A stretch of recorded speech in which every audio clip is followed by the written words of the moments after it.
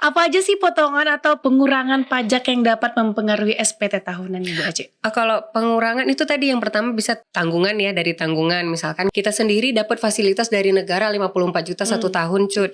Nah ketika kita menikah kita tambah 4.500.000 lagi. Nah ketika kita punya anak tanggungan 4.500.000 lagi gitu. Jadi setiap tanggungan maksimal 3 itu ada penambahan 4.500.000 untuk pengurangan pajak. Oh, untuk pengurangan pajaknya. Iya, gitu banyak dong. Gitu baik nggak sih negara sebenarnya kan? Baik sih kita aja yang kan, aduh gitu ya. Padahal negara memberikan fasilitas-fasilitas untuk pengurangan pajak. Gitu. Ada juga misalnya kita ada kredit pajak nih, kita ada transaksi dengan dinas mana gitu kan?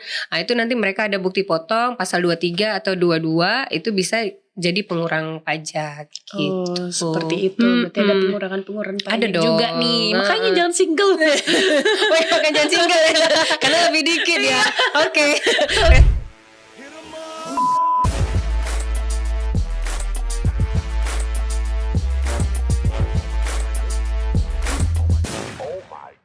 Assalamualaikum warahmatullahi wabarakatuh. Hai Sobat Kominfo, kembali lagi bersama saya Dwi Diana Putri dalam podcast Diskominfotik Provinsi Riau. Nah hari ini Sobat Kominfo kita ganti jadi kawan pajak gimana? Kita akan bahas ini tentang SPT tahunan, khususnya terkait dengan kewajiban orang pribadi karyawan dalam hal pelaporan SPT tahunan. Nah gimana nih Sobat Kominfo atau kawan pajak, udah bayar belum?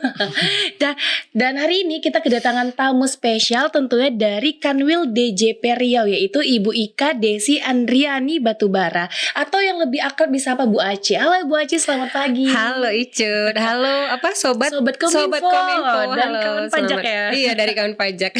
Biasanya sih kawan pajak kawan gitu. Pajak. Iya. Kalau di Kominfo Sobat Kominfo. Oke. Kita bakal berbahas-bahas tentang untuk pertanyaan dasar nih Bu Ace nih, yaitu apa yang dimaksud dengan SPT tahunan? Mungkin teman-teman ada yang nggak ngerti gitu. Iya, ngomong-ngomong SPT tahunan apa nih? SPT tahunan nggak tahu gitu ya. Nah SPT itu sebenarnya singkatan dari surat pemberitahuan. Nah namanya surat.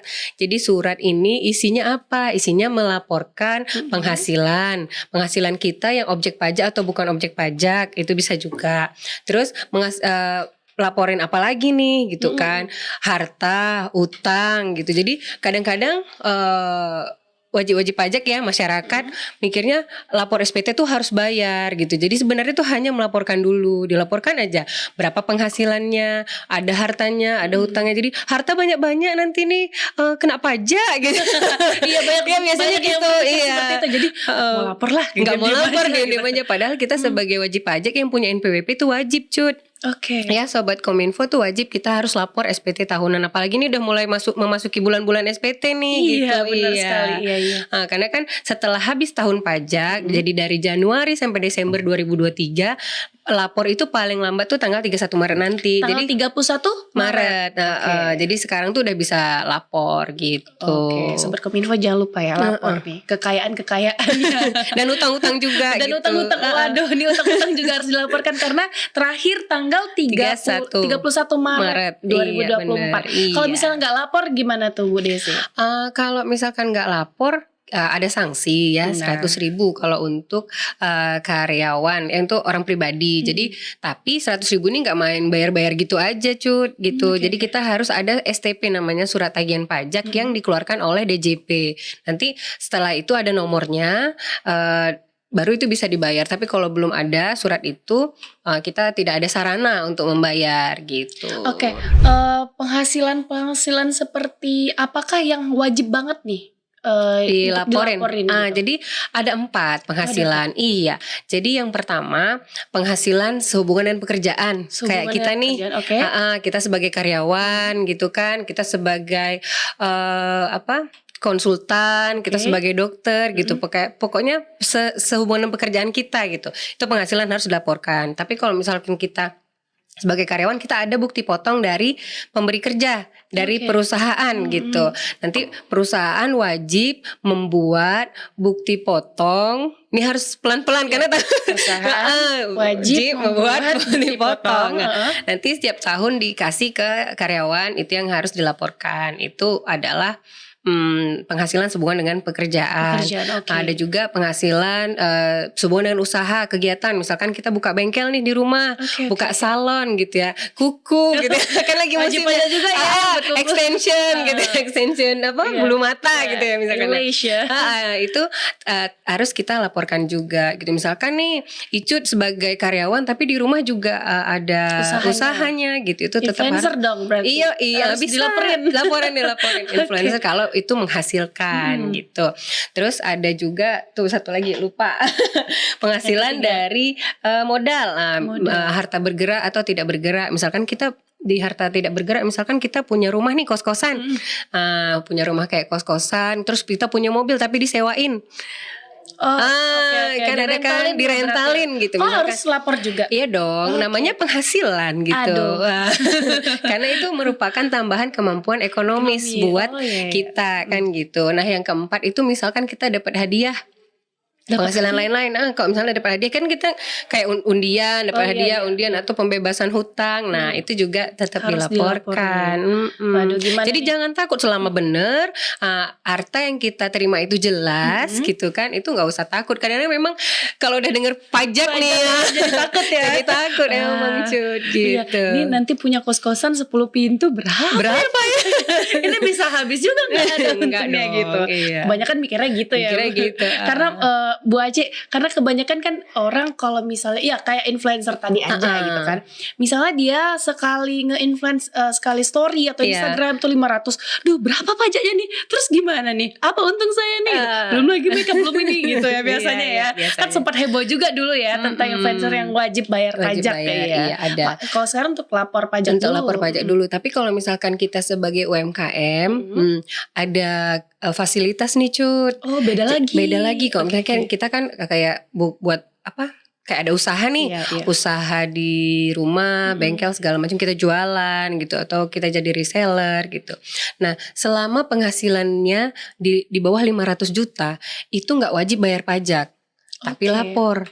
Kenapa harus lapor? Karena DJP harus tahu nih berapa penghasilannya gitu kan. Kalau misalnya saya di bawah 500 juta udah nggak usah bayar pajak kan, tapi nggak usah lapor ya nggak boleh gitu. Wajib lapor karena kita harus tahu bener nih penghasilannya di bawah 500 juta. Ternyata ketika kita lihat laporannya, oh iya bener gitu, cuman 300 juta gitu.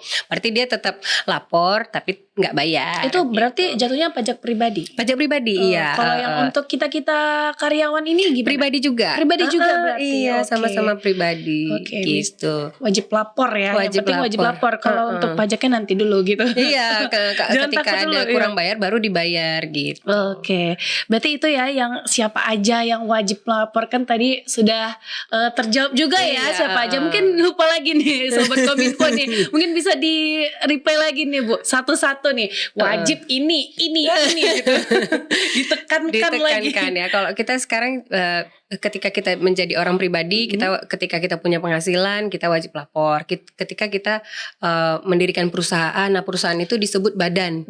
Istilahnya badan ya berbentuk badan usaha atau badan hukum ya. Kalau badan hukum kan PT gitu ya, badan usaha kayak CV, firma gitu kan, koperasi dan lain-lain. Nah itu wajib lapor pajak. Lapor pajak. Tunggu Icut mikir dulu. Usaha Icut apa ya? Kayaknya belum ada. Kalau misalkan kita sebagai karyawan, kita dipotong Cut.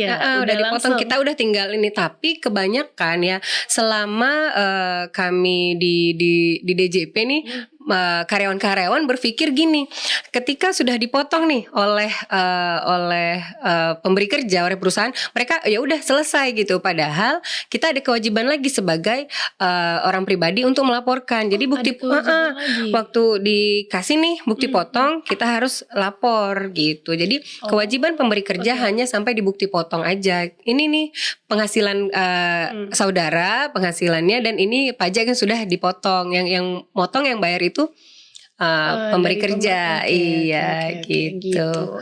Jadi kalau misal dia karyawan di sini, seperti Icut misalnya cuman punya usaha di luar lagi, berarti wajib juga ngelapor usaha kita gitu.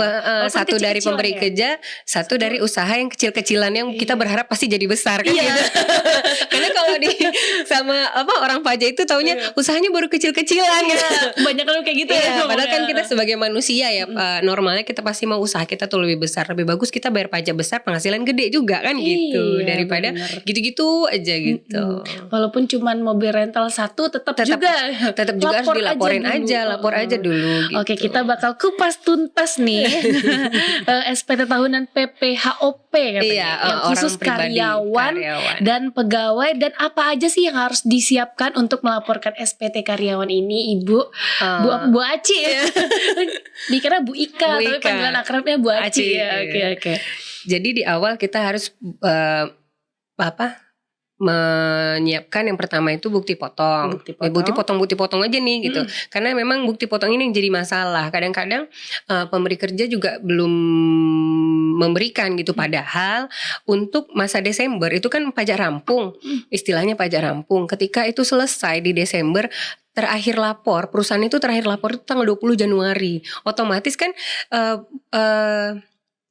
semua bukti potongan harus sudah selesai gitu ya. Kalau udah dia wajib lapor di 20 Januari, mereka sudah bisa membagikan bukti potong tersebut ke karyawan-karyawan gitu.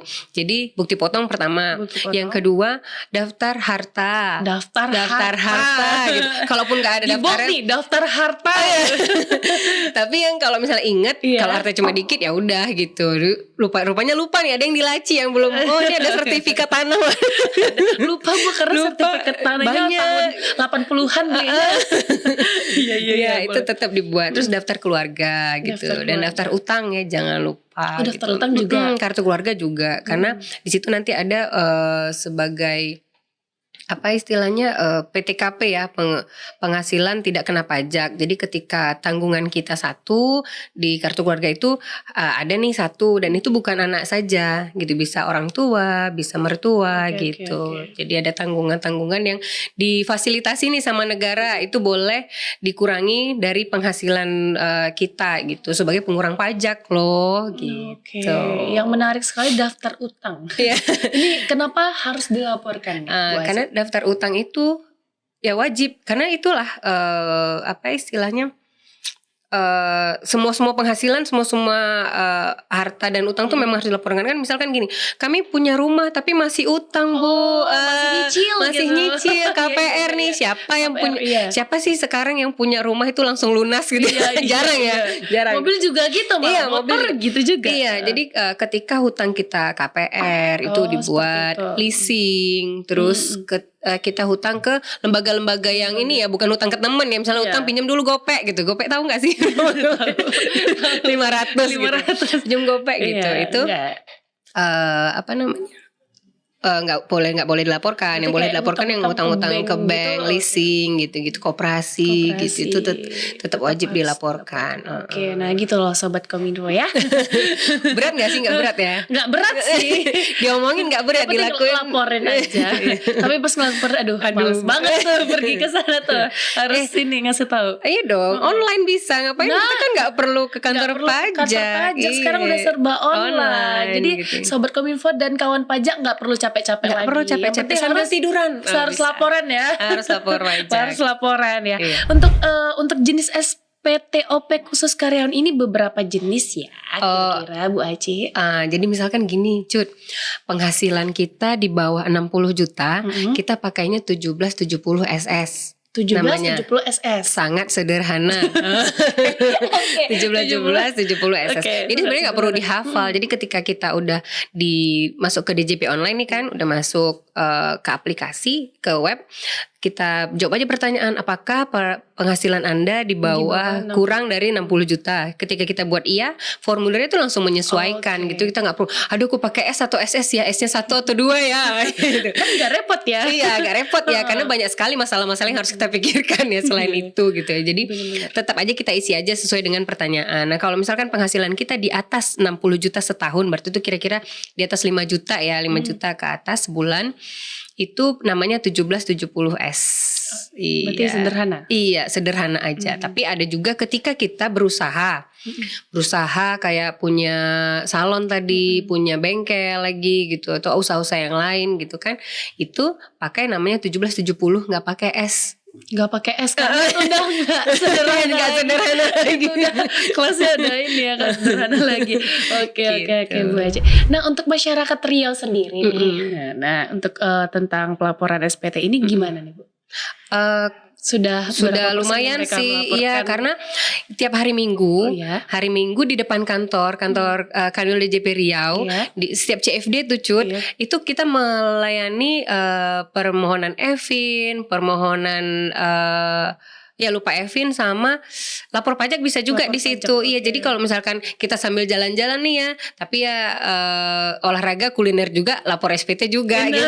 Ada cara lagi nih ya. Ada cara lagi, kita sambil jalan-jalan sama keluarga itu bisa di situ gitu. Jadi kami melihat antusiasnya di situ tuh lumayan. Jadi ketika lewat, oh iya dia baru ingat nih.